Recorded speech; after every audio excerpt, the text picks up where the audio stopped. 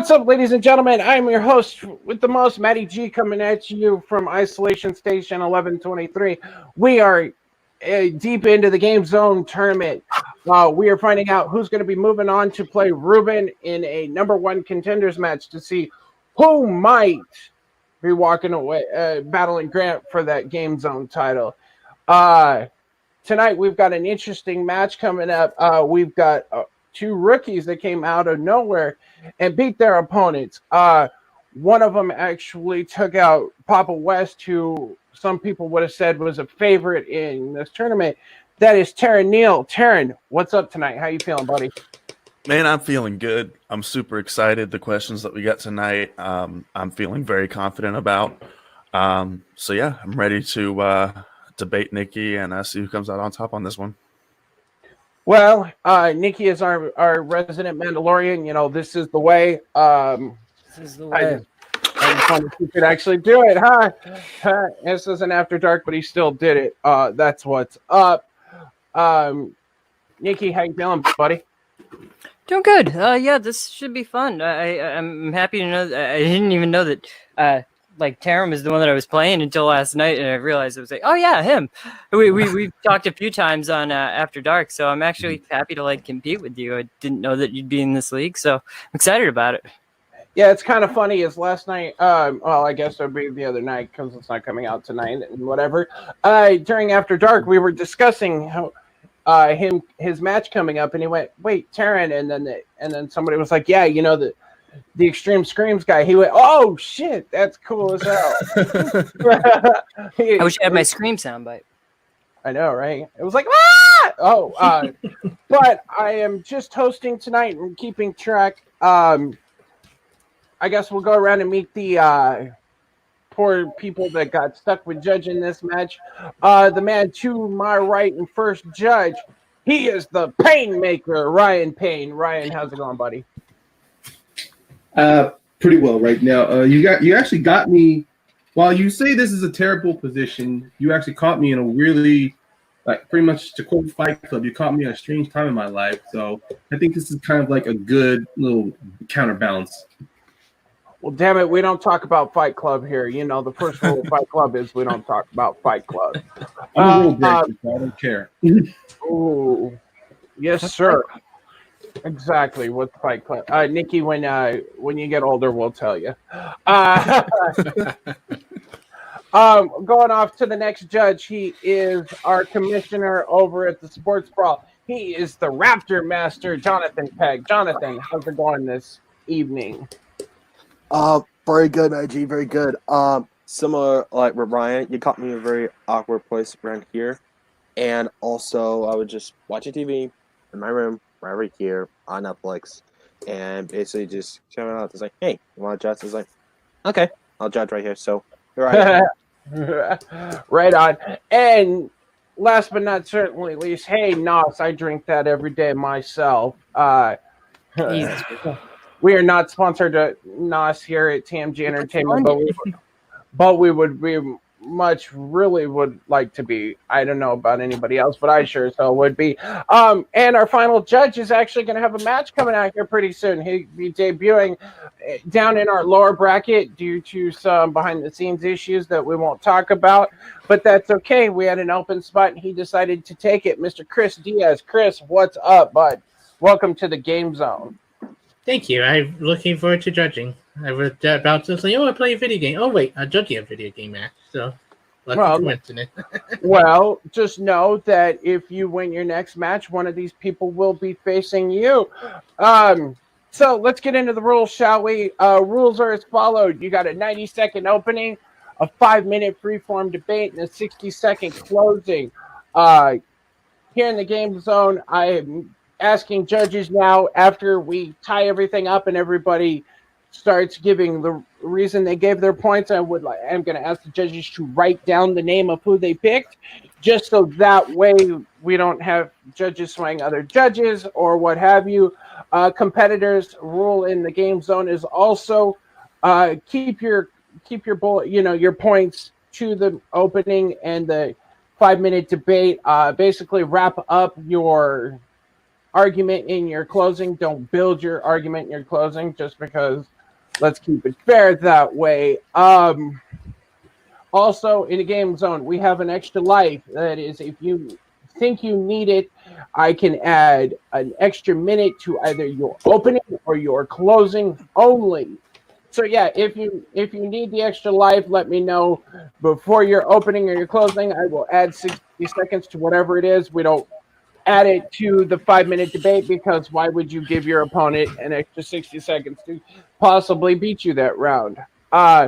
Also, since this is Game Zone, we have what we call the pause button. If the competitors start talking over each other, and I think the judges can't hear each other, I will hit the pause button.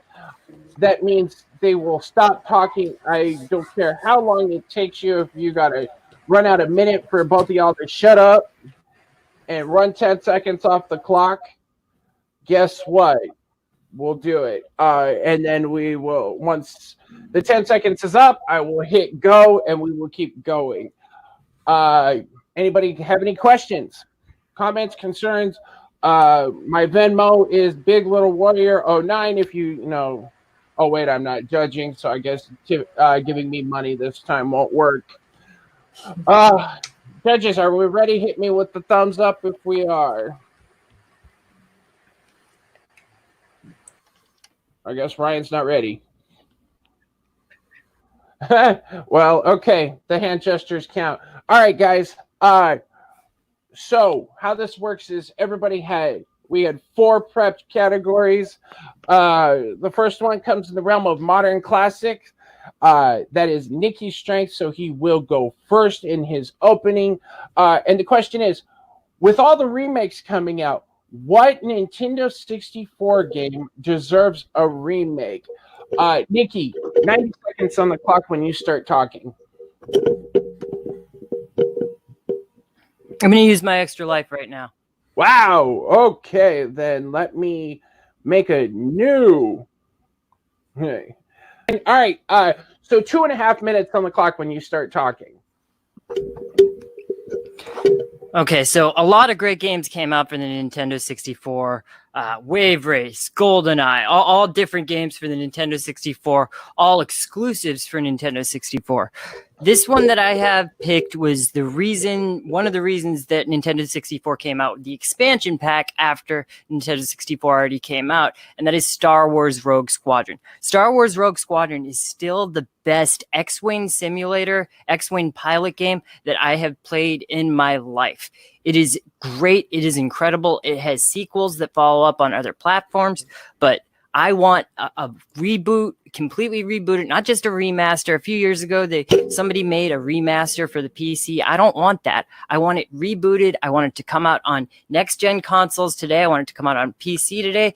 Give me a new, interesting storyline if you want.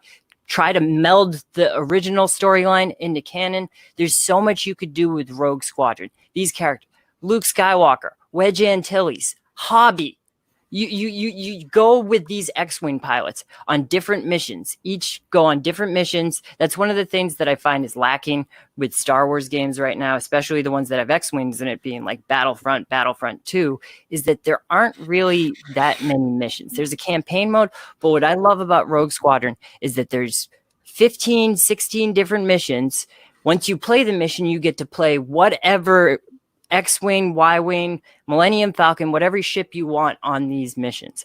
That's really what I want from a video game today, is not only give me excellent starfighter mechanics, not just giving me ship selection, but give me a good storyline that goes with it. Show me Luke Skywalker in an X-Wing up to the Battle of Hoth. Show me Wedge Antilles taking over for Rogue Squadron. You could have a series of Rogue Squadron games if you want to.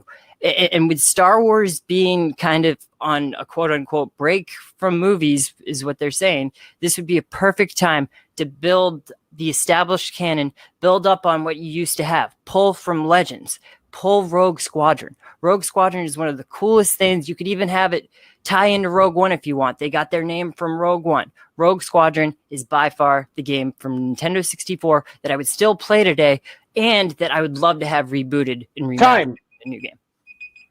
Whew. All right. Nicky coming out with a 2.5 minute opening. Tarrin,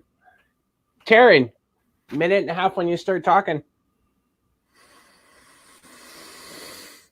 When I am asked which N64 game most deserves a remake, there's really only one game that comes to mind, and that's 007 GoldenEye. GoldenEye is not only an amazing and iconic game, but it could definitely use a remake. GoldenEye was a game that was ahead of its time, yet still able to, gain massive success. GoldenEye sold over 8 million copies and became the platform's third best-selling game of all time. Yet today, if you go to speedrun.com and look at the most active N64 games, GoldenEye ranks at number 20. The controller for the N64 didn't really properly lend itself to the first-person shooter genre back in the day. Yet, still people adored the game. Imagine playing GoldenEye today, but on an updated console such as the Nintendo Switch. Modern controls with 2 thumbsticks, being able to perfectly control 007 with ease. And finally, being able to take on Oddjob in multiplayer with relative ease.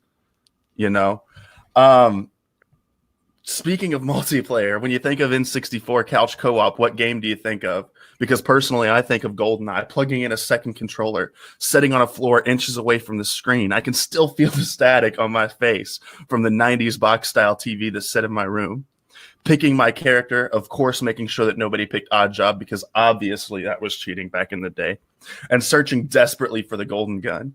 Imagine that same feeling today, but without the limitation of Mom, can Johnny come over? You could play online with a friend anytime. And those are the reasons that okay. All right, guys. So how this is going to work is you've got your 5-minute freeform debate. When you get with 1 minute on the clock, like I did, what I'll do, guys, ladies and gentlemen, when it comes to the freeform debate, or in Nicky's case, when he had 2.5 minute opening, when we get to 1 minute left on the clock, I will bring up the banner that says 1 minute, just so you guys don't get distracted.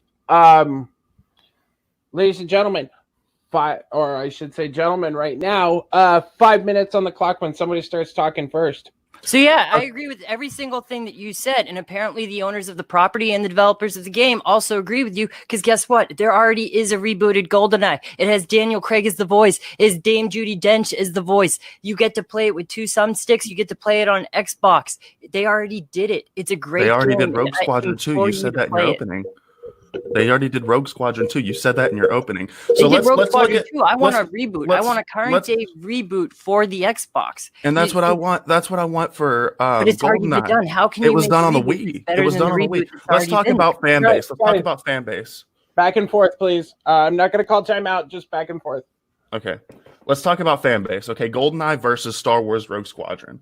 First of all, let's look at speedrunning. If you go to speedrun.com, which is the #1 speedrunning website, you got 55 runs shown for the full game agent difficulty alone for GoldenEye, with the most submitted run being 21 days ago.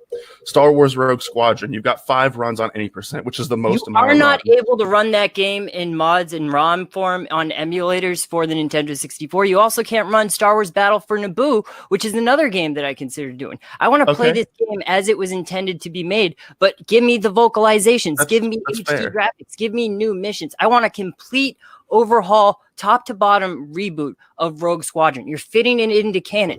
GoldenEye, we've already had a GoldenEye reboot. We've already had a GoldenEye sequel, sort of. They had GoldenEye Rogue Agent, which was a sad excuse for a reboot. I will admit that. But the GoldenEye that came out for Xbox, that was a perfect reboot. You had Daniel Craig in it. I don't know what more you could want from a GoldenEye reboot that you didn't already get from that Xbox game. With Rogue Squadron, the PC, even though they came out with a remaster version of the PC, that was mostly a fan project that just kind of took off, and it's not that great. Like, I could hook up like Flight Stick to it, but still, I want modern day on an Xbox, on a PlayStation, Switch, whatever you want to put it on. Give me Rogue Squadron. Give me a new storyline with X-Wing pilots. Have it be Top Gun in space. We're not just looking storyline. We're looking controls. We're looking for ships. And I'll let you come back with GoldenEye. Okay, whenever you're looking at a game that's going to be remastered, especially by a company, you're going to look at fan base, right? So look at Twitch. Twitch is a good representation of what your fan base is. GoldenEye has 51.2 thousand followers. Star Wars Rogue Squadron has 1.2 thousand followers. The current sale price, according to pricecharting.com for the original games, and this is loose games and the complete game, which is the box and everything. GoldenEye sells for $38.59 loose. Star Wars Rogue Squadron sells for $14.38 loose. So here's what GoldenEye complete sells for $74.13 complete. Star Wars Rogue Squadron sells for $28.10 complete. GoldenEye is a game that is best. You're bringing a lot of stats, and stats are great, but I look at the emotional experience of playing the games. That people that watch video games on Steam are not the same people that play video games. Or Steam or Twitch, whatever the streaming platforms are, the stream video games. I don't do that. When I play video games, I like to play with myself.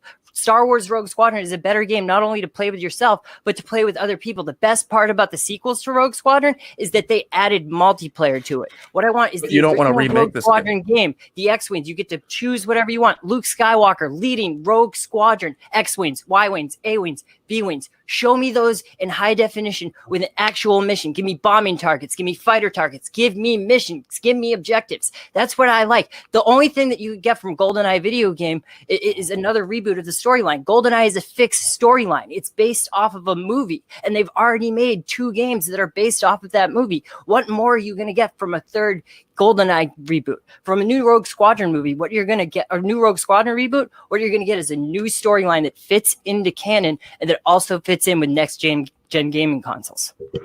So here's the thing.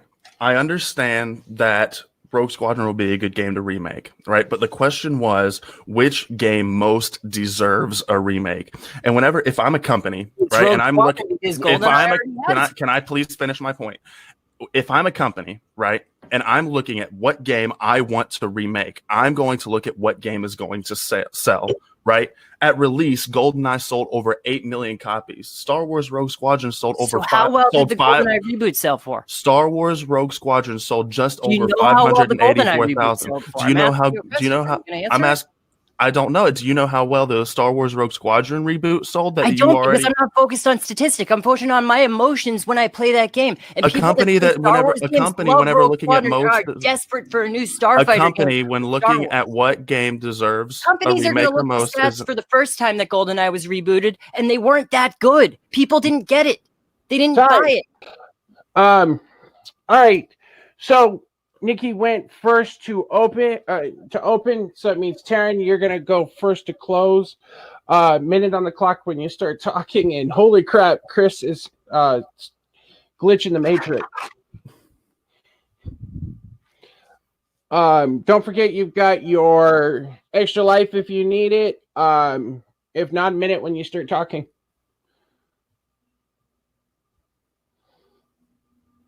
So yeah, to close. What game for the N64 deserves a remake the most? When I think of what deserves a remake, right? Yes, emotion is going to come into play. So imagine you're a kid and you're playing that multiplayer back at home, right? And your mom says that Johnny can't come over to play N64 with you today. So you're stuck and you're not able to play GoldenEye with your best friend. So you boot it up on modern day console and you can play online with your friend at any time. When I look at the word deserves a remake, I look at sales. I believe that a game who sold well back then is going to have more of a nostalgia factor than a game that less people played back then. So more people are going to buy GoldenEye. Again, GoldenEye being the 8th best sold N64 game on the console. Or 3rd best selling. I apologize. Time. Alrighty, Nicky. This was your strength. So close out this round with the perfect little bow. 60 seconds when you start talking. So here's the thing. I agree with everything you say. GoldenEye did deserve a remake, and it got one. It had Daniel Craig's voice in it. I don't know what more you could do with a remake for GoldenEye. That is a storyline. It's a fixed storyline. It's based off of a movie. They made 2 games about it already. The thing about Rogue Squadron is it's malleable. You can adapt this storyline. You can do much what they did with Tomb Raider and other reboots that you could do to this game where you have a new storyline, but it's a familiar property to the fans. Fans didn't buy the GoldenEye reboot. I was one of the few that did, and I loved it, but other people don't. You can jump online and play GoldenEye with your friends right now, and I've done it before. It doesn't add anything to the experience. What I want, the best deserving of the reboot is Rogue Squadron. Star Wars is still relevant in the cultural zeitgeist. 007, as much as I love it, Daniel Craig is as relevant as it's going to get. It's only going to go downhill. Rogue Squadron, I think it deserves it more. It hasn't gotten a full reboot yet, and I think it deserves it more than GoldenEye, which they already had it. Time. All right, guys. So, judges, what I want you to do is take a quick second, think to yourself, who got your point, write it down. When you all got it, give me a thumbs up, and we'll go from there. I want to point out that these were really strong arguments on both sides of the coin. All right, so we've got two. I'm waiting for third thumb. Jonathan, you good? Yeah, sorry, I just got a message to my phone. Okay. All right. But like I was saying, these are great arguments. I'm glad I'm not judging here. We'll throw our newbie into the deep end first. Chris, real quickly, who gets your point and why? Mine would be Nicky Arsenal. I felt he focused on a game when Tarrin focused more on the tale and how many people have played it. Game more down for what the game was about, the level design, everything, and that won me over. In the end. All right. So Nicky gets possibly the first point. Let's go to the Painmaker. Painmaker, who got your point? Why? Yeah, I mainly agree with all the points that Chris made. Nicky does, because Nicky mainly sold not just on the emotional aspects of the game, but also how it can be adapted. He used his extra life very well in the opening to set it up. And Tarrin, he did have some good hits on him, but he focused so much on the selling aspects. And if he had talked more about how GoldenEye could be adapted into a remake or how it could be better used, it could have brought him on the same level. But Nicky had this. All right. Jonathan, your opinion at this point doesn't matter, but do you agree? Did you disagree? Lay it on me real quickly. It's the same thing as you see right here. I would want to give my point to Nicky also. Same thing as you're both saying right here. And also he put out, just not only that, but you can add a story into it right over here though. And also he just pitched it like, possibly like Top Gun in space right here. And he put out arguments, counters to Tarrin's right here, though, why GoldenEye deserves a reboot. And he said during the argument that then he's already been happened before, and some people with less results. So my point would get to Nicky also. I love that reboot. I love it. But all right, so Nicky draws first blood. Let's move into speaking of blood, something that may have a little blood if you shoot somebody. That's right. We're moving into the realm of shooters. This is Tarrin's strength, so he will be going first. Gentlemen, what is the most influential pre-GameCube first-person shooter? Again, what is the most influential pre-GameCube first-person shooter? Tarrin, like I said, this is your strength, so 90 seconds when you start talking. When I think of individual first-person shooter games, my mind immediately goes to Doom. And I'm not alone. According to WatchMojo's top 10 most influential first-person shooters list, Doom was number 1. WatchMojo had this exact quote to say about the game. We'll never forget the early innovations of Wolfenstein 3D, but in the end, we had to put Doom on this list instead. While Wolfenstein helped build the foundation for first-person shooters, Doom cranked everything up to 11 with its intense music, adrenaline-fueled nature, on top of intricate level designs and focus on speedy traversal. The game was a pioneer in online gaming, allowing 4 people to connect to a server so they could blow each other to bits with shotguns, rocket launchers. In the years since, Doom has continued to be an innovator in pushing hardware limitations to the max while delivering the same fast, fluid, ultra-violent experience the franchise has become known for. That end quote from WatchMojo. But let's look deeper. Doom wasn't only influential in the first-person shooter genre, it revolutionized video gaming as a whole. Tech Radar describes it as this: the use of immersive 3D graphics at the time, where games are still resigned to flat 2D sprites in 16 bits, it helped to set the groundwork for networked multiplayer matches. It promoted the use of mods, or WADs as they were called back then, even how it deftly juggled everything from realistic gun physics to intricate level design. And those are the reasons that I believe Doom. Time. 90 seconds when you start talking.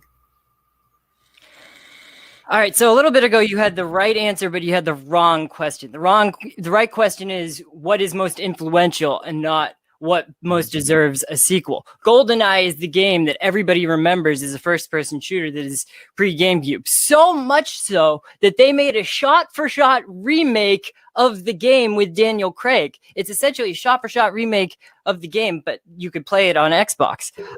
Now, as you said in the last argument, this is the game that you remembered going to your friend's house and playing every Bond character you want with every single weapon that you want. I mean, this is the gold standard of first-person shooters, even when the N64 controller does not complement the way that the game should be played at all. People are still using emulators to play this original game, and people are playing the new rebooted game on their Xbox. There was also a sequel to the game called GoldenEye Rogue Agent, which honestly I don't think anybody who plays video games acknowledges, but this game had two other games made based off of it and is viewed as the gold standard of games that came out for N64, that came out as first-person shooters. Yes, Doom, very influential, but GoldenEye is the one that people always go back to. GoldenEye is the one that I always go back to. GoldenEye is the one that has paintball mode on it so that kids don't have to see the blood.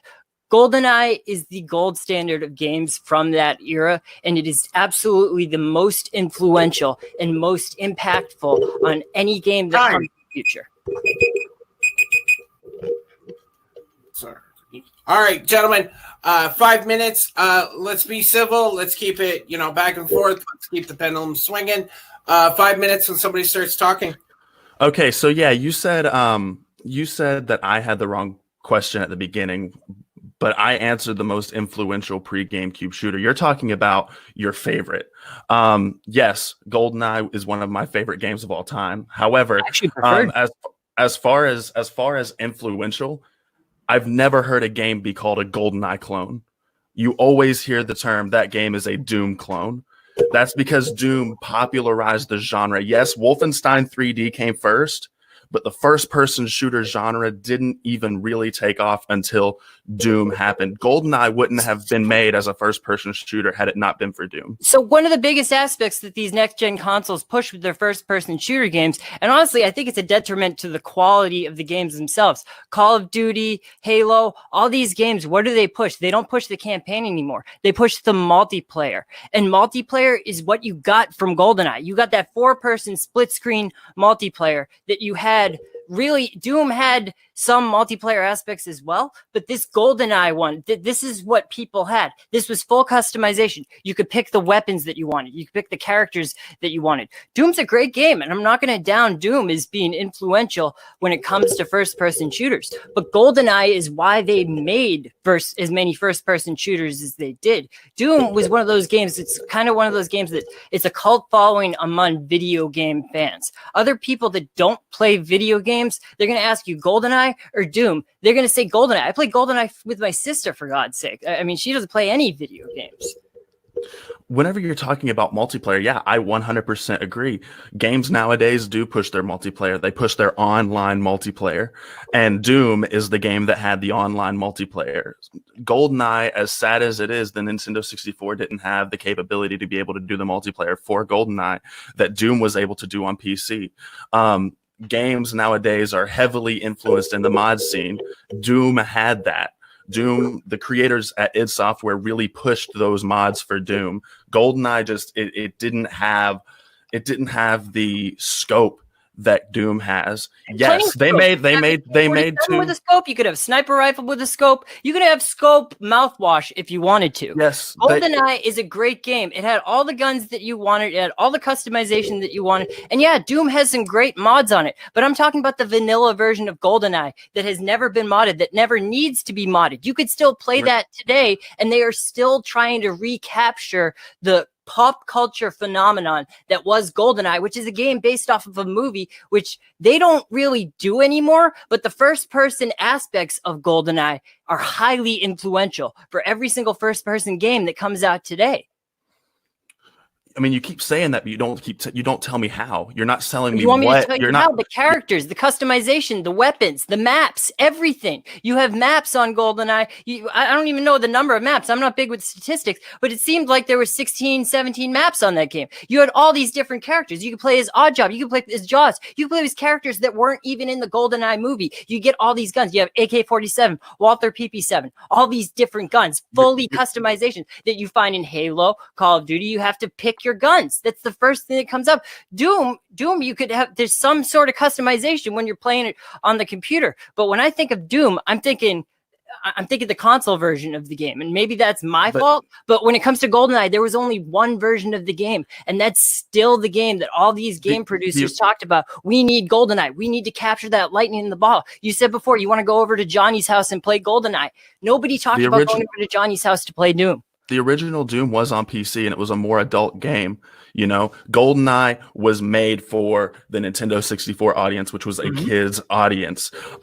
Games today, first-person shooter games today, are made for a more mature adult audience. Doom had that. GoldenEye didn't. You got to look at the 10 years after GoldenEye. You got to look at the influence. 22 years since GoldenEye came out, and there were a lot of games between today's games and yesteryear's games. There was a big slew of games between when GoldenEye came out in 2010 that tried to be first-person shooters, that tried to be more quote-unquote family-oriented, taking cue from that GoldenEye paintball mode that my mom made me play on.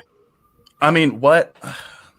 So whenever you're looking at the remakes that you were talking about, right? Yeah, there were several games that came off of GoldenEye, but they're still making new Doom games today, and that's just because of the popularity and the influence that one movie. You can't dude, make a I'm not interrupting you. Please finish my point. My arguments from the heart. You read his argument off of a computer screen. Because I actually cared enough to make points. That's time. All right, guys. Again, let's kind of keep it civil, back and forth. Yeah, like last I'm not warning. interrupting you. Yeah. Nicky, seriously, next time I will call timeout. Go ahead. I got to get in there sometime. Well, just keep it back and forth, guys. Try my best. Be nice. Okay. Yeah. All right. Let's see. Okay. All right. Nicky, 60 seconds. Wrap it up. So GoldenEye is definitely the most influential first-person shooter that came out pre-Nintendo GameCube controls. You said it in your arguments before that GoldenEye was with that game that you had to rush over to your friend's house to play. I don't remember people rushing over to my friend's house to play Doom. You get the customization of guns, you get a lot of weapon loadouts, you get all these different characters, and they did make a complete reboot of this game to try to get it back in the zeitgeist. So I think GoldenEye is more influential than Doom was. Doom, a game that has had other mediums based off of it and other games based off of it. GoldenEye is one of those games. It was always going to be a one and done because James Bond movies have other movies. So GoldenEye, one game, one movie. They remade it. I think it's the most influential game of its time because they took what the controls were and they learned from it. They learned from GoldenEye to make it other games more like the next GoldenEye. Time. All right. Mr. Tarrin, this was your strength. 60 seconds, unless you'd like to use your extra life when you start talking. Yeah, I'll use my extra life. All right, then I will reset the timer for 2 minutes. 2 minutes when you start talking. When asked what the most nostalgic pre-GameCube first-person shooter is, I have to agree it's GoldenEye. But when asked what the most influential pre-GameCube shooter is, you have to say Doom. As I said before at the beginning of the 5-minute argument, I've never heard the term GoldenEye clone. You have heard the term, almost every gamer has heard the term Doom clone. That is because Doom was such an influential game in not only the first-person shooter genre, but the gaming genre in general, that people wanted to copy that. People wanted to make another game that sold like Doom. Doom popularized the first-person shooter genre, not only the genre, but it popularized the fast-moving gameplay. It popularized all of that. And GoldenEye, I've never seen another first-person shooter game in modern time use one analog stick controls. You have seen games that use mouse and keyboard controls like Doom. Doom is just, you look everywhere and you see influence from Doom. Nicky talked about the games that came off of GoldenEye because they wanted to recapture that classic. You have games today that are still being made that are rebooting Doom, that are making new games of Doom. That is because of the influence that it had on the genre and the influence that it had on the industry as a whole. And I will concede the rest of my time. All right, so he's conceding his last 20 seconds.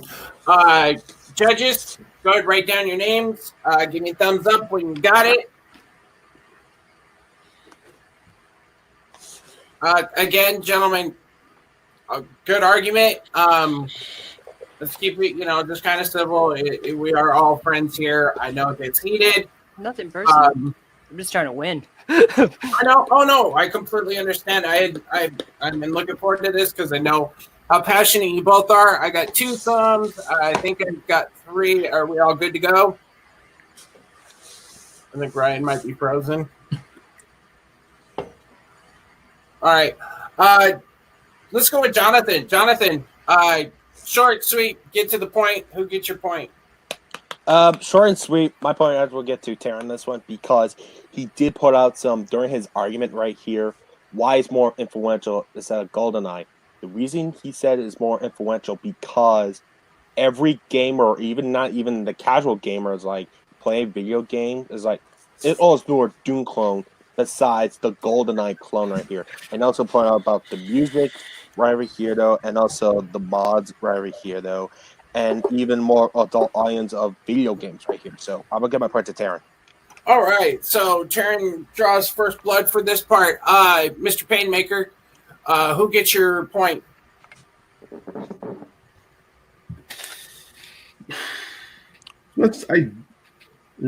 Well, I'll staying off here. Tarrin gets it because as much as Nicky was really labeling out everything that GoldenEye has done, and especially talking about the shot-for-shot remakes and how it was a gold standard, and also I do appreciate when it comes with most games when they have the wide variety of characters, weapons, and maps available to you for customization. But Tarrin stayed focused on what he went when it was about Doom being influential.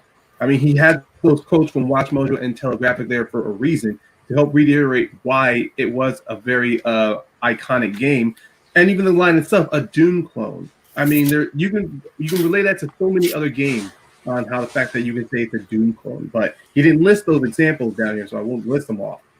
But even when Nicky was talking about what was influential, what made it iconic, you could have. I mean, when it came to shooter games, you could apply the same thing to Doom, and Tarrin was able to at least. He was able to hit that point in his closing. So he gets my point for that. All right. So that means we are all tied up at 1 point apiece. Chris, just quick. Just tell me quickly who would have gotten your point. Yeah, Tarrin, same thing. But they say he used the Doom clone thing. All right. So this is going to tell you how to the wire this match is going to go. That's 2 rounds, and both of them swept both rounds. All right, gentlemen, let's move on to round 3. That is a Nicky strength, and it comes in the realm of RPG.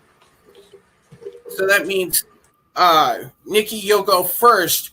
And the question is, what Disney character should be introduced next in the Kingdom Hearts franchise? Again, what Disney character should be introduced next in the Kingdom Hearts franchise? Nicky, 90 seconds when you start talking there, buddy. So now Tarrin was actually the one that brought up in the chat before this game that it could be any character that was owned by Disney and not just Disney proper characters. So that's why I chose Ahsoka Tano. Ahsoka Tano is not just a relevant Star Wars character right now, but she is everything that Disney wants to push right now. Independent, female, strong female character, a phrase that we always hear. And it really does actually translate to the Ahsoka Tano character. She chooses her own path. She is strong. She's willful. Her fighting style actually fits well in a video game. The Kingdom Hearts games, those games kind of like want to push the best of Disney. And I think what Ahsoka really represents is a character that fits into the quote unquote Disney family. As it is, there's some other Star Wars characters that they've tried to push in other games, like Yoda. They had Yoda in one of the Soul Calibur games once, and I'm like, no, that doesn't fit. And like, if they put Anakin in a Disney game like this, it wouldn't really fit. But Ahsoka, I feel like she fits everything that Disney as a brand is trying to represent right now, and I think that her fighting style also complements the type of game that Kingdom Hearts is. And I also just think that Ahsoka Tano, whatever your storyline is, it obviously isn't going to be canon to the Star Wars universe, but you could use her in the type of storylines that the Kingdom Hearts games do push. Time. All right. So, Nicky coming with us. Yeah. Sorry. Tongue-tied and trying not to. Tarrin, tell me, what Disney owned property, because we all know that the mouse he is our lord and dictator, they own the world. So, Tarrin, tell us what Disney characters should be in Kingdom Hearts. When I think of Disney characters that should be added to Kingdom Hearts, there are many characters that come to mind, obviously, but I think there's one that would fit more perfectly than any, right? And that's Thor. With Disney acquiring the Marvel license, this could be an amazing possibility. Just imagine it. Thor, the son of one of the most iconic summons in Final Fantasy history, fighting alongside some of your favorite Final Fantasy and Disney characters. The storyline is already written in Final Fantasy lore, right? Imagine the Keyblade next to Mjolnir, traveling to Asgard, fighting alongside a literal demigod. I don't think there's a more obvious choice for the next Kingdom Hearts game than Thor. Look at Thor's reach in not only the geek and nerd squad, but in the mainstream market. Avengers Endgame raked in a mind-blowing $1.2 billion on opening night. Thor is a recognizable character. He will sell games and he will bring that happiness to the game. I will concede the rest of my time. All right. So, we have Star Wars and we've got Marvel, probably two of the biggest acquisitions that Disney's come up with. Gentlemen, 5 minutes when somebody starts talking. I love Thor, and I would love to have Thor in a Kingdom Hearts game. It would definitely make me play a Kingdom Hearts game. Now, what you're ultimately adding to the Kingdom Hearts game is a character that has lightning. Lightning would be used all over the place as a skill set in that game, much like it is in Marvel Ultimate Alliance. You mentioned Final Fantasy, a Thor in that game. I'm looking at Ahsoka. What does Ahsoka bring to the game? She brings lightsabers. You could have all kinds of different character customizations with the skins, with the color of the lightsabers. And not only that, she fits the Disney brand more than Thor does at this moment. Thor is a drunken bum at this moment that sits on the couch drinking and playing video games all day. This is a Disney Kingdom Hearts game. Thor does not fit with the Disney Kingdom Hearts brand, but I believe that Ahsoka Tano does, even though Thor is an absolutely great choice and would absolutely make me play Disney Kingdom Hearts. Ahsoka Tano just would gravitate a little bit more towards the game, and I think she deserves to be in the game more. So whenever I agree, I think Ahsoka Tano would be a great choice as well. And I feel like everyone here knows who Ahsoka Tano is. Everybody's a Clone Wars fan. But whenever I'm looking at who should be involved in the next Kingdom Hearts game, just simply from a business standpoint even, and who's going to buy the game more, I feel like Thor is a more recognizable character. Ahsoka Tano was only in one Star Wars movie. Yes, she was in the Clone Wars TV show, but that movie, when you search ranking the Star Wars movies on Google, you had to go to the 8th search result before Clone Wars even came up. You know, Thor is a much more recognizable character. More people know who Thor is. I feel like adding Star Wars into the game would be great, but I don't know why you wouldn't choose someone like Luke Skywalker, Obi-Wan, Darth Vader, Yoda, or literally anyone who's more recognizable. So the reason why you don't choose those characters that you just brought up is that Kingdom Hearts overall, that is a Disney game, and that is based on what Disney wants to push at that moment. Disney doesn't have to push Thor right now. Thor can push himself. They don't need to put Thor in a video game to get the brand recognition of Thor. We don't know when the next Kingdom Hearts game that's in development is even going to come out at this point, but it could come out at the same time Mandalorian 2 comes out, and at that point, Ahsoka Tano will be a much more relevant character, and you get the brand synergy where Disney wants to put Ahsoka Tano in Kingdom Hearts because kids will play Kingdom Hearts and then they'll see Ahsoka. They'll want to get Disney Plus. They'll want to watch The Mandalorian. They'll want to watch Clone Wars. It's all about what's going to gain them more revenue. I don't think Thor could possibly be more popular than he already is. So that's why I don't think that Disney has anything to gain from putting Thor's. I think they have a lot more to gain from putting Ahsoka Tano in. You get young girls looking up to a role model playing, using lightsabers, and Thor, I think he would just add lightning to the game overall. Well, I mean, when you're looking at revenue streams, what's gonna bring in the money? And that's gonna be those video game sales, right? So if people see Ahsoka Tano in the game and they don't know who that is, they're not necessarily gonna buy the game. They're not just gonna buy it because it's a Kingdom Hearts game. People bought Kingdom Hearts 3 because they saw their Toy Story favorites coming back. They got what they want in Toy Story and Kingdom Hearts 3. That's why they bought the game. If a new game comes out who they have a character that they don't know, they're not going to be apt to buy that game for a character they don't know. Yes, maybe it comes out around the time Mandalorian 2 comes out, but we don't know that yet. We don't know that. That's a hypothetical. We got to look at the No. We gotta look at the facts that we have ahead of us. And right now, Thor is a more recognizable character. He's gonna sell more games, and like I said before, he's literally the son of Odin. I can't argue your statistics, and I can't argue your brand recognition. What I can argue is what Disney's gonna want to push more in a Kingdom Hearts game, as far as the Kingdom Hearts brand goes. We've seen Thor in a video game. We've seen Thor in Marvel Ultimate Alliance, different games.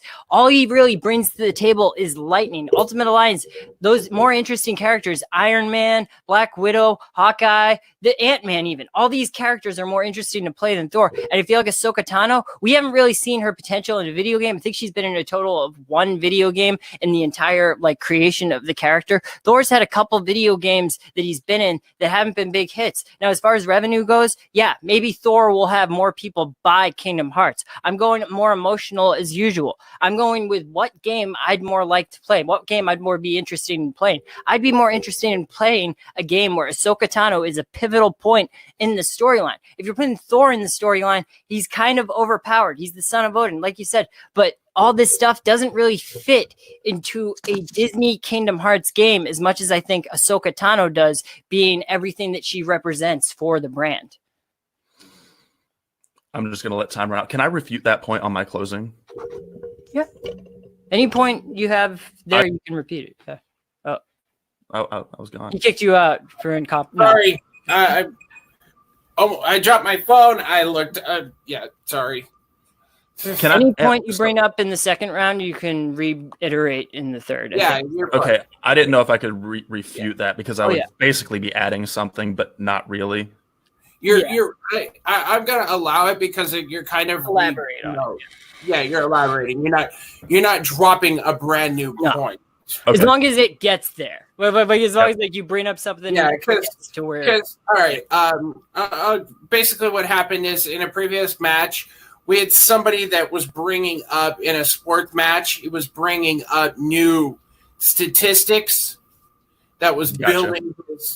So yeah. If it's just a minor, I'll allow it. But if it's rebuilding your point, then I'll stop you. Yeah, but, it's just a minor. It's just a minor. Yeah. All right. So Nicky went first. So we'll jump back in. 5, 4, 3, 2, 1. All right, gentlemen.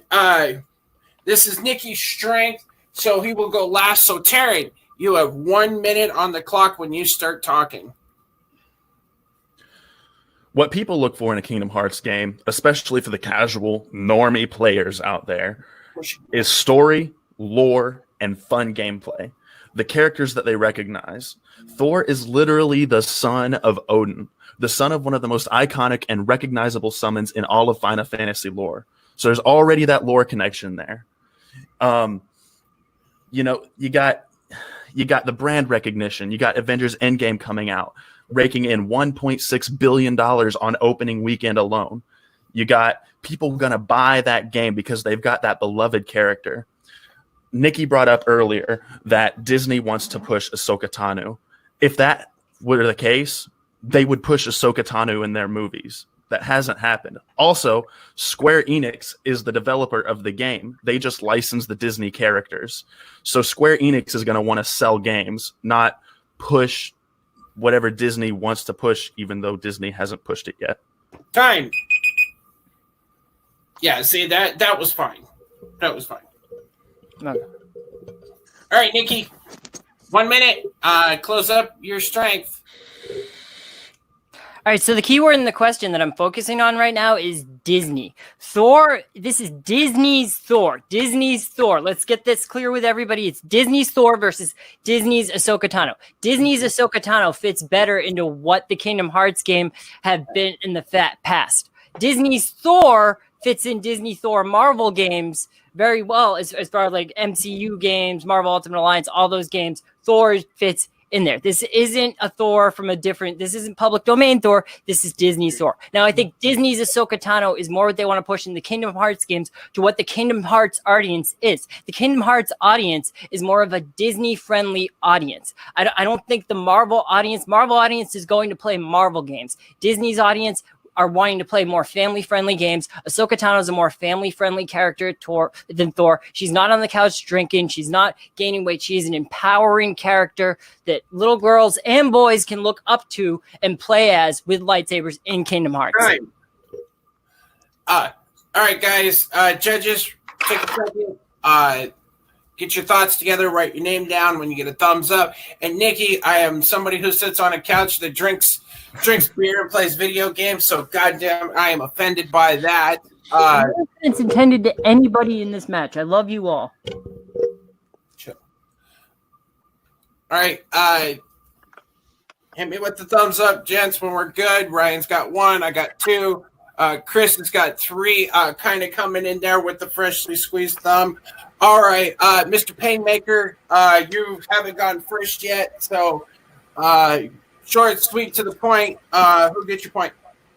So short and sweet, then it's Nicky who gets the point.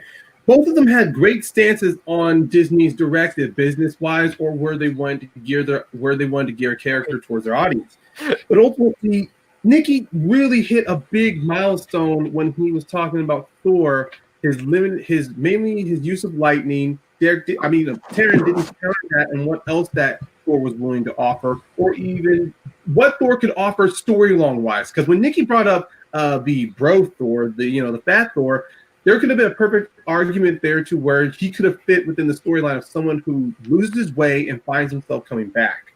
And with Nicky, he stays straight to where Ahsoka Tano, despite what Disney's trying to push with her, it's with the potential of season 2 of Mandalorian, but also currently right now with the Clone Wars series, how she's made a focus. It's clear that she will become more recognizable to modern audiences. All right, so after that long-winded speech, Nicky gets the first partial point. Chris, short, sweet, to the point. Who gets it and why? I'm much gonna pay me. I like picking my favorite children from both argument. Nicky hit the point with the whole that. So it only wasn't connected to Final Fantasy. And that's the point I want to hear, and he forgot more about Ahsoka with me. And Tarrin brought in like the storyline more about Ahsoka being beside parent that would go the other way, but I go with Nicky on this one. All right. So Nicky gets that second point. Jonathan, quick, who would have gotten your point and why? Real quick. Real quick, my point would have gone to Nicky also. Same thing as both Ryan and Chris point out here. I would have said that. And also, I would not pick one of these picks when I put him in Kingdom Hearts. My could have gone is Kermit the Frog, because that's just my opinion on it. So, just want to put them on there. It's like, why not? You own the Muppet. Just have one Muppet there. I'm just saying. All right. I kind of like that question. So we are at 2-1. Nicky, if you get this point, that will be game. If not, we'll move to the speed round. And this one is one we haven't seen yet this season in GameZone. And that comes in the strength of Tarrin's in Heart of the Cards, which I kind of like. All right, and the question, gentlemen, is other than Yu-Gi-Oh! And Pokemon, what anime or TV show should have a card game developed? Again, other than Pokemon and Yu-Gi-Oh!, what anime or TV show should have a card game developed? And Tarrin, hold on, let me close this out. Sorry. Tarrin, this is your strength, so you're going to go first. 90 seconds when you start talking.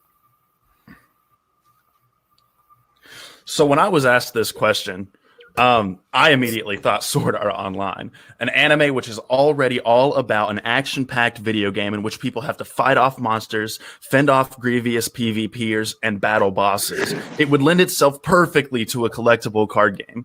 Just imagine it. Set 1 of the card game, Sword Art Online. You could get iconic weapon cards such as the sword that Kirito uses. Sorry, I just woke up. I can't talk today. The Dark Repulsor or the Lambent Light. Skill cards such as Dual Blade to attach 2 weapons to any character card. Holy Sword to bolster strength, or the Darkness Blade to increase attack. This is based off a video game, so you could have healing potions to regain lost health, or antidote potions to shield yourself from negative effects. This game could be very reminiscent of Magic the Gathering, which is one of the most sold collectible card games in current existence. That's why I believe that Sword Art Online could be an excellent choice for a card game adaptation of the classic anime TV show. And I can see it. All right. Leaving 23 seconds on the board. Nicky, tell me what TV or anime should get a card game developed? So I want to reiterate my points in the earlier arguments that I'm not going as much as like economic growth for these as much as I am emotional gain from actually playing a game like this. So I chose Speed Racer, and I know that might raise some red flags for people, but for me, I'm looking at what could make the best card game. And I'm looking at like how like you could have different racers as cards, you could have different cars as cars, you could have different moves on a racetrack as cards, you could have different like ability cards. As far as card games go, I look at Pokemon, I look at Yu-Gi-Oh! Those are shows that actually have sort of a built-in game in the show, so it's actually really easy to adapt a card game from that. I look at Speed Racer as I look at other card games, like I've played NASCAR card games, and it really actually adapts well to the racing format where you can have a card for a certain racetrack move, like drift, draft, pass. You could have different cards for different racers. You have Speed Racer, you could have the Mach 5. So you could have racer cards, you could have car cards, you could have move cards. I'm thinking of the game itself. I'm not necessarily thinking what's going to have the most economic growth. I'm more just looking at what's going to make the best card game. And I would love to play a Speed Racer card game just because I think it would be layered in how much you could play like a simulated race car track game with cards and characters and cars from Speed Racer, the anime. Time. All right, so we got Speed Racer taking Sword Art Online. Guys, 5 minutes, fight it out. So before I was looking for my Sword Art Online replica swords that are made out of actual steel so that I could prove that I do actually have some knowledge of the show, even though I'm kind of downtrodden as like the anime hater. But I will say that Sword Art Online, as much as it does compete as far as like Magic the Gathering is like a combat game, we already have a Magic the Gathering. We don't have like this mainstream race car card game that we could go to that we could simulate a race as far as like a card game in a match. I'm thinking about what's going to be new for trading card games. You might not have the most popular. This might not be the game that kids are trading on the playground, but this is definitely the game that I'm going to be playing at home during the coronavirus quarantine. I mean, it could be because Speed Racer card game already existed. Nobody plays it. It already exists. Nobody plays it. It's a game that you can go right now and you can buy. But nobody knows that because it's not a popular game. Racing does not lend itself to a card game format. You can't with Sword Art Online, what you can do is you can have character cards, you can have your weapon cards, and you're battling your opponent. That's what a collectible card game at its roots is trying to defeat your opponent. With a racing game, you just need a whole bunch of speed boosts so that you can get around the track faster than your opponent, and that doesn't lend itself to a card game properly. I think Speed Racer would make an excellent video game, but it just doesn't lend itself properly to the card game format. See, I'm glad that you said that, because I think that Sword Art Online would make an excellent video game. They have made excellent video games with Sword Art Online before, but here's the problem. Nobody played them. Now with Speed Racer is one of those things where that you get the nostalgia from for older anime fans. Sword Art Online is very popular today, but Speed Racer, you go to people that are in their 30s, 40s, 50s, Speed Racer is more relevant to them than Sword Art Online is. And I know the question isn't about relevance. The question is, what would make the better card game? I'm looking at a card game that I could play with my family. I'm looking at a card game that is interesting. And yeah, they made a Speed Racer card game before, but it was a half-assed attempt. Now, my attempt at a Speed Racer card game is much more intricate. You have player cards, you have car cards, you got to match them up, you got to do different moves on the racetrack. I think it translates beautifully to a card game, whereas I think that a Sword Art Online card game would just be another reskin of Magic the Gathering, but all trading card games are the same. So, I mean, it's one of those things. I just think Speed Racer, personally, as a racing fan, as a Speed Racer fan, I think that fits more as a trading card game that I would play myself. But for a racing game, how would you simulate in cards going around a track and who won first? So you have different cards that you pick that says you get gas mileage issue, flat tire, loose racetrack. There's all kinds of things that you could have with a race car game. You could have a chassis adjustment. You could have a track bar adjustment. There's all kinds of different adjustments that you can make to race cars that you can't necessarily make to swords. Swords, what can you do with a sword? You can sharpen a sword. I love swords. I have many swords. But as far as a race car game goes, that could be intricate. That could be very complicated if they made it right. Now, it all hinges on them making it right, which they didn't do before. But with my game, the way that I'm playing my game is that it will have actual race car adjustments. You change the tires, you fill it up with gas, you have chassis adjustments, you have track bar adjustments, you have all this stuff that you would actually have in an actual race in real world, and you adapt it to the Speed Racer brand so that it has brand recognition. So let's look at also like long term, right? So Speed Racer, you got your cars, you got your characters, that's all you can have. Let's look now at Sword Art Online. Go to season 2. So you got season 1, that's Sword Art Online, that's the original. You got the swords, you got all of that. Now let's go to season 2. You got Gun Gale Online, expansion pack 2, Sword Art Online Gun Gale. You add guns to the game, you add new weapons, you add new characters. You can add so much with expansion packs based on the Sword Art Online universe. It would add so much new gameplay. It would add so much to it's just it makes perfect sense to me to make a card game based on a video game franchise rather than based on a let's see who can make the fastest Yu-Gi-Oh! car. Pokemon, those are trading card games that lived on. Sword Art Online, that right there tells you that like an expansion pack coming out, different cards coming out, different levels, longevity. You're looking at economic success again. I'm looking for emotional gameplay. Speed Racer, you can already make an entire game off of Speed Racer and not have to worry about expansion packs, not have to worry about trading. It's just a card game that you play with your friends. You don't have to worry about the longevity of rare cards. I'm looking at what is the better game. That's what I look at when it comes to trading card games. There's a Power Rangers game that is great and nobody plays it, but I love this idea of a Speed Racer game because I would actually play it. Time. Whoa. All right. I don't know about how everybody else is thinking, but I know that these two are passionate on their cards. This is Tarrin's strength. So Nicky, you're going to go first to wrap this round up. 1 minute when you start talking. So for me, again, this isn't about what longevity of trading card game goes. This isn't about how relevant it stays. This is about, for me, and maybe for everybody else, maybe anybody who's a racing fan, who's a Speed Racer fan, to play a game that they actually enjoy playing. I enjoy playing Pokemon. I enjoy playing Yu-Gi-Oh! And those are card games that have had longevity, but they have longevity because they're fun games to play. Now, a Sword Art Online game, I feel like that game would just be a Magic the Gathering clone, is a phrase that we use before, and I think that it's one of those things where we have a lot of card games that are similar to Sword Art Online. We don't have a lot of race car games. And I think that race card, tabletop card games would be an incredible place. And Speed Racer is absolutely the property to do it with, because people of all generations know who Speed Racer is. If I ask a lot of people in their 30s, 40s, 50s what Sword Art Online is, they wouldn't know what it is. If I asked them, you want to play a Speed Racer game, they'd want to play it because they know what it is. It's recognizable. You can use cars, drivers, moves. Time. All right, Tarrin, this was your strength. This is do or die for you. Wrap it up.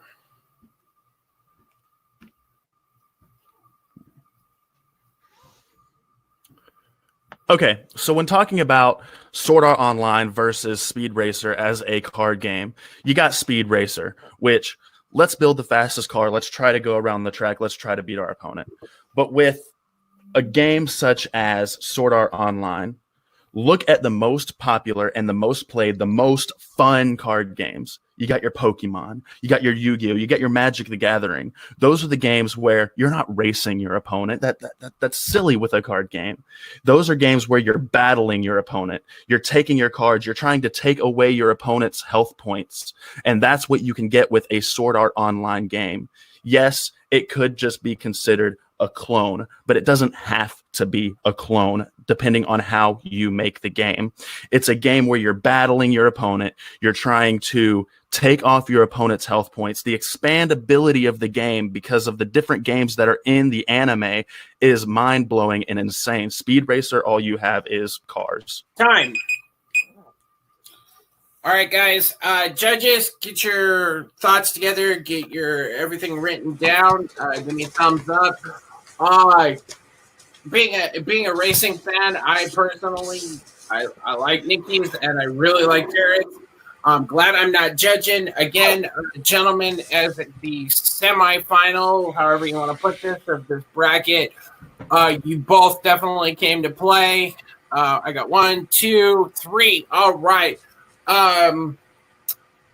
Let's go to the other commissioner on this panel.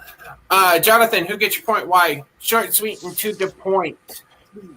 By short, straight to the point, I might give my point to Tarrin because he put out some examples right here that why his choice right here would be a perfect card game right here because the skill set just reminiscent to Magic the Gathering, all that stuff. It will sort of make sense for people who hadn't familiar his choice around here though to start the playing card game right here, and also multiple choices right here. Like he put defer on Nicky's because it would just maybe only a racing game right here and nothing else right here. And also he pointed out did have a card game right here though, and people didn't care for it all that much so I think Tarrin put up some more examples on it, so I'm gonna get Tarrin's point. All right, Tarrin gets that one. Chris, how about you? Who gets your point? Yeah, I did doing him. I think he gave more example. Why I wish I heard more about the character for both so to understand what the storyline of the card game is. I think Tarrin gave me more example and kind of had a point that Nicky gave me a racing game and Tarrin gave more add stuff to add to the game other than waiting for what Nicky had. All right, so that means we're going to the speed round, ladies and gentlemen. It is a great moment in sports. Yay! But real quick, Painmaker, who gets it and why? Real quick. I would have heavily disagreed with my judges. I would have given it to Nicky because while, yes, what he gave would have been something that would have been good tying to the anime though, but with the examples that were brought up like Pokemon and the thing was most people who play card, but the thing with Nicky was that he gave a full detailed track of how to play a game, how to build on this game, and even then he even talked about how most games that do have most anime or most shows that do have card games, they're maybe not played or sell in the business sense, but they are still played amongst like a small core group of fans. And constantly, I mean, while I liked how the examples that Tarrin had given, but Nicky, he had responses to every shot that Tarrin had made. So Nicky would have been given my point. All right. So that means we're going to the speed round. That means you're going to have a 45-second opening, a 30-second rebuttal. Sorry, I can't talk. And it's 15-second closing, right? Or 20-second closing. Sorry. So it's 30, 45, 20. You said? 45, 45 on opening argument here. Okay. Unless you do it different on GameZone, Matt, because not every league's always on the same No, page. it's a 45-second opening, 30-second rebuttal, and a 20-second closing, just like everywhere else. So basically, how this is going to go, I will give you the topic. I will read it twice, and when you get your answer, you'll say your name. When you say your name, you give me the answer. The next person will give me their answer, and whoever said their name first will go first. And this will tie up the game. So, gentlemen, this is very simple. What's the best console? What is the best video game console? Again, what is the best video game console? Ever. Tarrin. I I heard. I think I heard Taryn first. Yeah, Yeah. Taryn said Taryn. I said ever. I was questioning the question. So Taryn got it. Yeah, just period. It's Yeah. period. It's So best Taryn video got it, yeah. console, period. Taryn went first, so Taryn, what's your answer? PlayStation 2. All right, so Taryn's coming with PS2. Nicky, your answer? So I have a technicality answer. Whatever. PC. Huh? Does PC count, or does it have to be like an actual gaming console? Gaming console. Game console. Okay, so I'll say Xbox One. Okay, so we have PS2 going on Xbox One. Well, Taryn, you got 45 seconds when you start talking, and keep it to your point only. Go after their point in the next one. So 45 seconds when you start talking.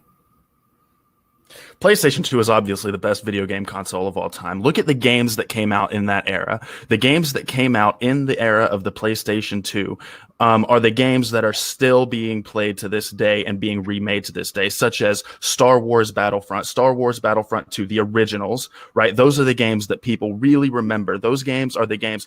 PlayStation 2 is where a lot of people that play games today really cut their teeth and really started playing and really got good. PlayStation 2 really popularized the DualShock analog stick controller format with the two thumbsticks. PlayStation 2 really popularized a lot of the genres and the games that really are played in today's, and that's why I believe PlayStation 2 is the best video game console of all time. Time. All right, Nicky, 45 seconds when you start talking.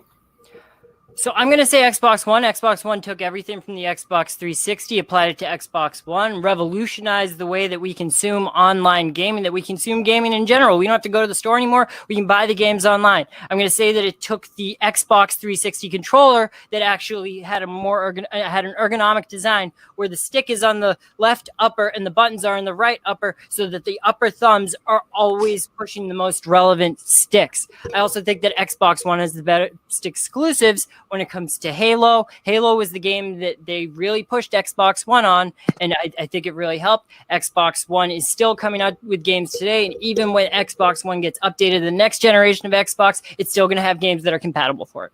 2, 1, time. All right. All right, guy. Taryn, you have a 30-second rebuttal. In other words, what this means is hit his strength. You got 30 seconds when you start talking. Yes, Xbox One is a great console, but that's a modern console. You got to look at where did Xbox One really get a lot of what happened. And that was from the Xbox 360 and the original Xbox. Where did the original Xbox get a lot of its influence? That was from the PlayStation 2. The PlayStation 2 is one of those games where people want that backwards compatibility. They've had it for PlayStation games, but they really want the backwards compatibility from the PlayStation 2 games. You got Halo on the Xbox, but you got other games on the PlayStation that are just as good and just as excellent, and that's where it started. No, time. Time. I ended before you said your first time. He's just he's messing with you. I really am. He's trying to throw you off. All right, Sorry. Nicky, all right, 30 seconds to attack PS2. 30 seconds when you start talking. PS2 is a console from a bygone era that they have upgraded from twice. PS3, PS4. Xbox One is a console that they have improved upon. They took everything from the Xbox 360. They improved upon it. They've taken everything from the PlayStation. They improved upon it. Like I said before, the controller is more ergonomic. The exclusives are better. Xbox One has Halo. That is the platform that they launched it on. PlayStation 2 has a lot of great games, but those games are not exclusive. The games that are great for PS2 are available for other systems like the original Xbox, GameCube, and even Time. Nintendo 64. Time. Time. Just like you said. All right, guys. Tarrin, 20 seconds. Wrap up your argument.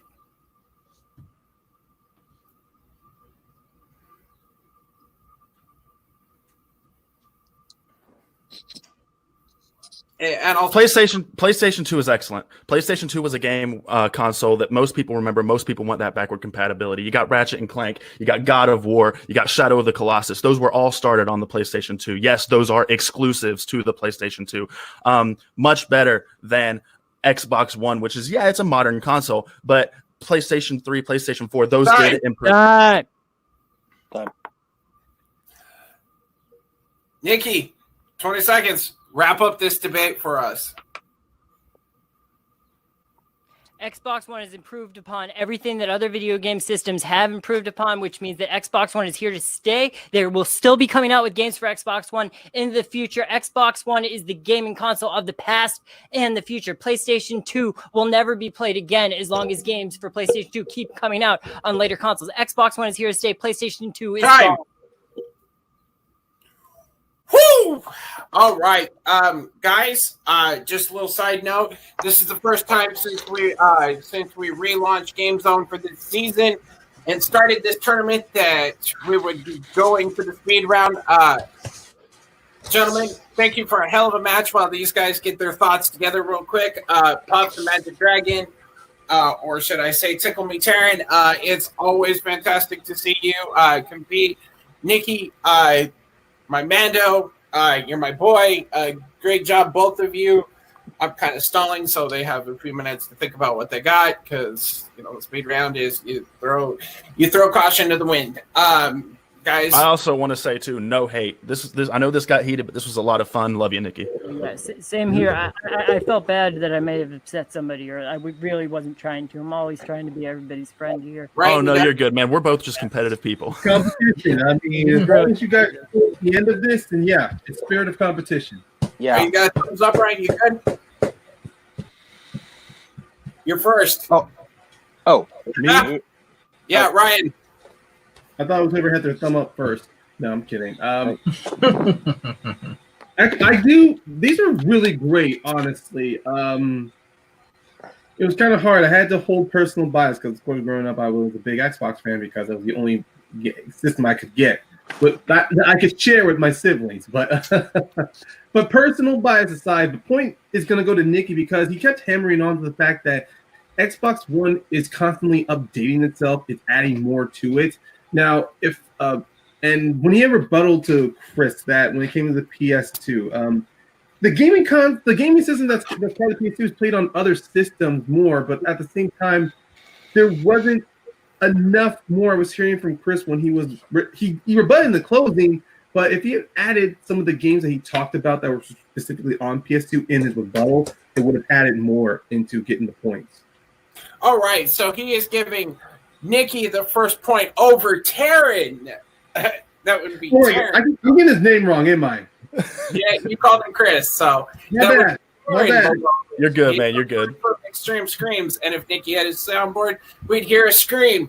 I didn't think the soundboard was allowed, or I would have had it. I'm going to go to Chris, our judge. I'm kind of the opposite here. I thought Tarrin got it more because Nicky just hammering what made the Xbox One, the technology, everything. Tarrin gave me more of like the game, like the gaming exclusive and everything, and to close the argument, for me. Nicky just focused on Halo, like he forgot like Gears of War, some of the other game exclusives too. All right, so looks like this match, it has come down to the final point, 1-1. Jonathan, who's moving on to play Ruben? Wow. Okay. I just want to say thank you for having me on, and just want to make sure I love you all. Okay, all right. Get that. Yeah, sound all right. My choice. I had to give my point to Tarrin because he pulled out some good points right here. That why his console right here is right here though.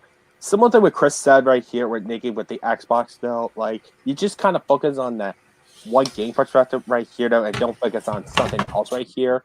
And with Taryn kind of focus on more of the console right here, even the games of all guys right here though. So I'll get my point to Taryn.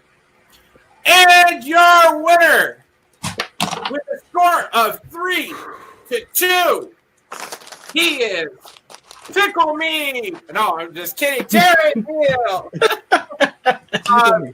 If you want to know where that Tickle Me Taryn joke comes from, go to our After Dark Extreme Screams takeover. That's a funny story. That is a great story, and we hope to have Taryn back on After Dark here pretty soon because they've got some great shit that they're doing over there. But we're talking GameZone right now, so I guess we'll start with our Taryn. You came into this league.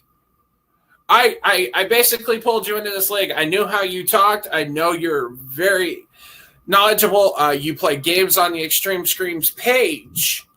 You told me that you weren't sure how you were going to do. Well, guess what? You officially have just moved into the finals of this tournament. How do you feel? I feel excellent.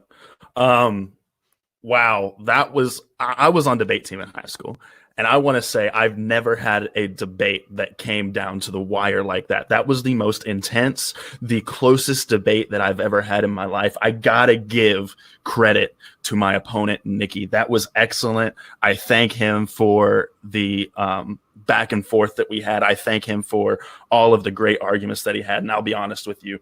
I didn't know if I was going to get it there at the end or not, and that was excellent. It was a lot of fun. Yeah, that last argument that went back and forth. Personally, I would have given you the point myself, but to keep it fair, because like I said, you're a buddy of mine. I consider you a buddy of mine as well as Nicky. I pulled myself back from these. But how do you feel? You literally came into this debate kind of going, I'll give it a try, but you now stepped into the finals. I feel excellent. I've never debated video games, prior to this league. I've always debated things like politics or law and stuff like that. We don't pull that shit here. But being able to come into a league like this and debate about something that I love, something that I'm passionate about, something that I have literally poured years of my life into. I have almost 5,000 hours into all of the different Skyrim iterations that I've played. So coming into this league and being able to debate something that I'm so passionate about and something that I love so much, it's meant a lot to me, and it's been a blast. I thank everyone at TMG Entertainment for giving me the opportunity to be here. Well, so now what's going to happen is you're going to move on and you're going to play Ruben, who played Jacob last season, to go to basically play Grant for the title. You're going to play them, and the winner of you or him will play Grant at Scratch and Claw for the title. So, that being said, I'm going to step you aside, and I'm going to jump in with Nicky real quick. Nicky, but you're passionate.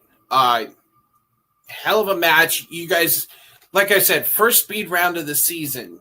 I don't think I could have done better on the speed round. Like I think I hit every point home that I wanted to, like especially like the ergonomic controller, the game downloads. The only thing I think I could have done better in that round is actually picking Xbox 360, because that way I'm picking like new stuff.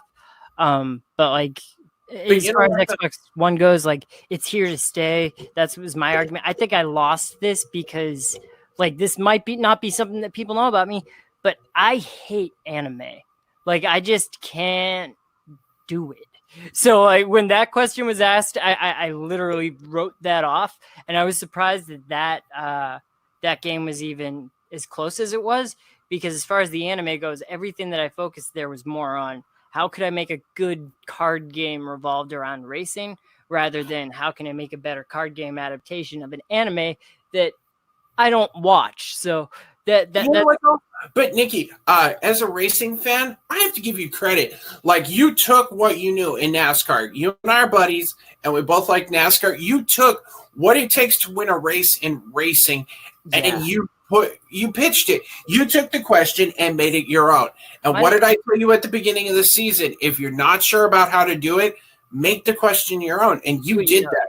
So my ability for horse shit rivals Thunderbolt Ross. So that's great. But what this means is you're going to drop down into the lower bracket, which is no big deal. Pretty soon we will be filming Jacob and Chris, our judge, and whoever wins that will play you. Excited. So you will continue, and your road to the title still better continues. than I thought it'd be. You were awesome. Just like Tarrin said, I'll bring him back in so you two can chit chat for a minute. Just like he said, you both played a hell of a match. I was here for both Tarrin's matches. This one, he took out Papa West first round. Nicky, you know Papa West is a heavy hitter, and then you two went even further.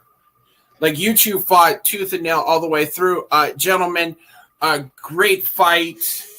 Let me pull everybody out and pull in the judges, and we'll run. Gentlemen, what do you think? Speed round. Both of them killed it.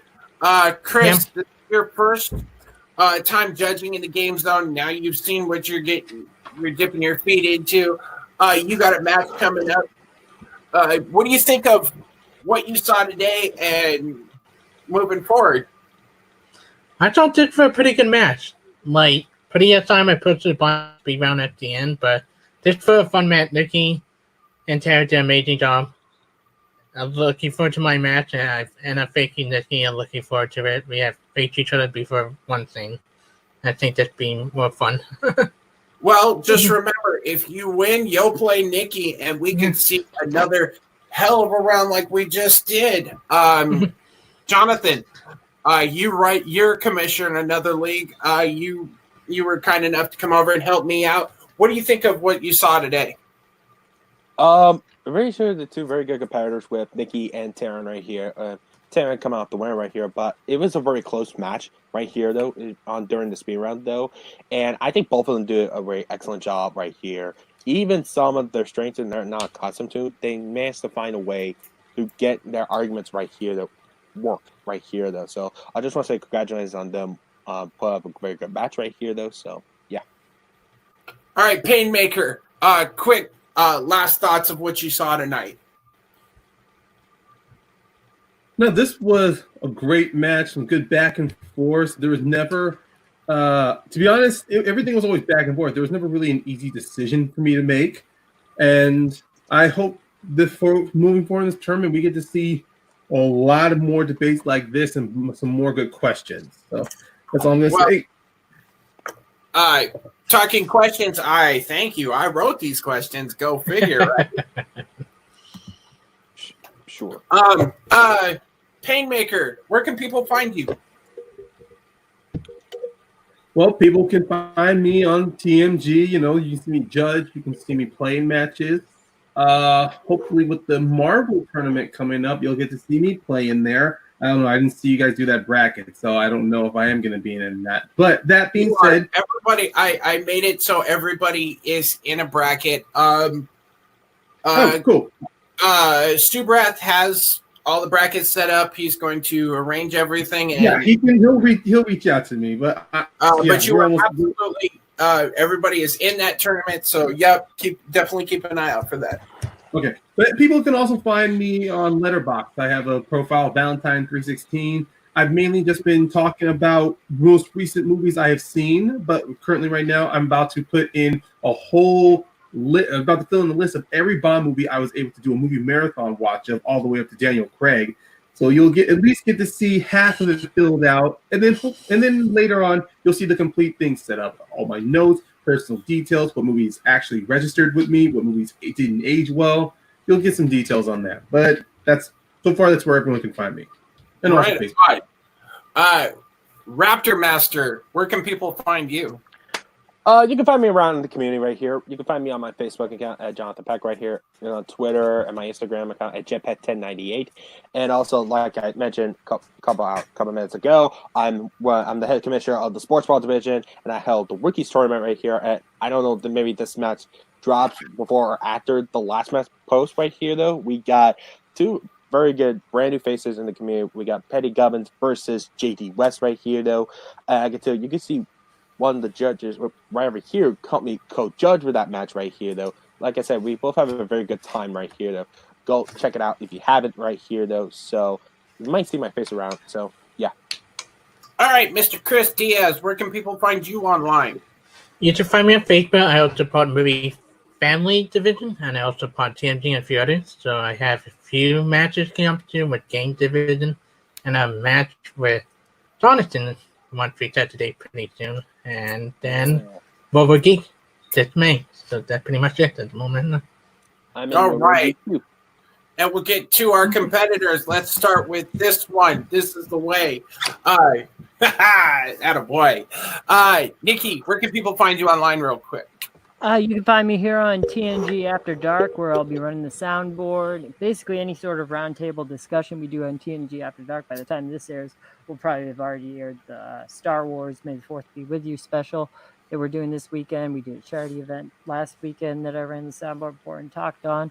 So yeah, basically anything that we're doing here that involves roundtable discussion on TNG, you can find me there. You can find me if I have the strength to do YouTube videos. You can find me on Nicky Flicks on YouTube. That's Nicky Flicks with an X. And see you next time. All right. And Tarrin, where can people find you? People can find me as half number 2 of the whole picture of Extreme Screams. That is youtube.com/Extreme Screams, talking all things horror related, extreme haunts, immersive theater, traditional haunted houses, things like that. You got Instagram at Extreme Screams. I am Nocent. Yes, you are. I am starting that myself, by the way. Phoenix is just a hop, skip. I want to talk to you offline about that then. Well, I haven't gotten yet. I have to Yeah. get everything going. So, but yes, definitely want to get into that. I am Matty G. That's right. We just did our Star Wars May the 4th Be With You stream, because this will come out afterward. And of course, this week on After Dark, we have Adam Witt joining us. So we're going to be talking more Star Wars. I am the host with the most, Matty G.